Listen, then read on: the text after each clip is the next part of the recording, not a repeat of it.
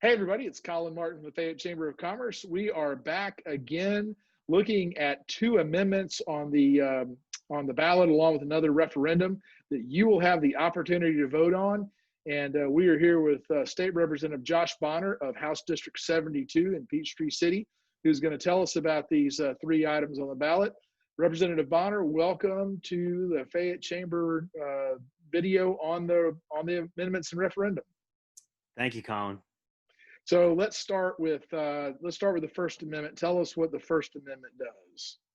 So the first constitutional amendment on the ballot is regarding where funds go that the state collects. So what it says, if the amendment does pass, it'll say that if the state collects a fund for a specific purpose, then it actually has to use that money for that purpose. So for instance, we've got the Solid Waste Trust Fund that's in place, and we were collecting a fee to dispose of tires that were left on properties, left in neighborhoods, that kind of thing. Well, what was happening was that fee was being collected. The purpose was supposed to go to clean up those tires, but some of that money was finding its way into the general fund. So if this amendment does pass, then the legislature will be required to actually spend money on the things that it designated for that specific purpose. That seems like a no-brainer, but I know that story you talked about with the tires, that's been going around for a long time, trying to figure out how to make that work. But there's other funds that happens too as well, right? That's correct. And all this does, again, it's a little counterintuitive to think that the government would not be using the money it says it was going to collect for that purpose. But in fact, that's the case. So this would actually require us, if we collected money that we designated for a purpose, to actually use that money specifically for that purpose. Okay, so let's talk about the Second Amendment on the ballot then. So the second constitutional amendment deals with a topic called sovereign immunity. And so if this amendment passes, what it would allow any citizen to do would be to sue the government, the state or local government, for relief. So if the state or local government was impacting your constitutional rights in any form or fashion, this would give you, the citizen, the right to sue that government entity to prevent them from continuing to impact those rights. So you don't get any kind of money. There's no money judgment that's a part of this.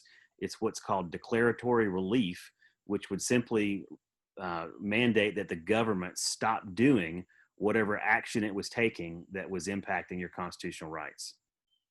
Okay, all right.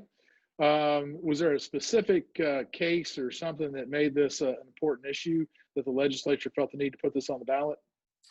Well, there were a number of Supreme Court cases over the past few years, and those decisions impacted the ability of a citizen to sue the government. And so it was incumbent upon the state to actually write that into our Constitution and get that amended so that there was no, it was absolutely clear that a citizen was able to do that.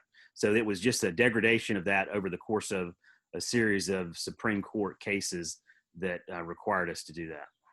Okay. And so finally, we have one referendum on the ballot statewide. Tell us about that. So there's a statewide referendum, and it's regarding nonprofit charities. And if this passes, what it would do is to say that if there is a charity that was also a federally recognized charity, and they were either building or maintaining residential homes, that they would not be subject to ad valorem taxes. So they would not be subject to property taxes. The caveat there is that they must also be a federally recognized charity organization, and they must be providing that financing at 0% interest loans. So one good example of this, think Habitat for Humanity, that would significantly impact that organization and their ability to provide support for Georgia residents. And in fair disclosure, I need to tell everyone that I am the chairman of the board of Habitat for Humanity service organization for the state of Georgia. So that would have a direct impact on our organization and our affiliates across the state. And then, of course, we talked about previously the other referendum in Fayette County on property taxes. So basically, there'll be two amendments and two referenda that are on the ballot, and one of those referenda is statewide. That's the one on the property taxes, and the one's the local, the nonprofit property taxes, and the other one's about our local property taxes. Those will be the four things on the ballot that Fayette County residents will get to vote on, correct?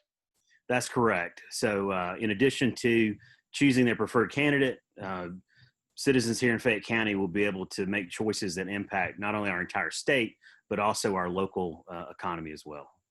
All right.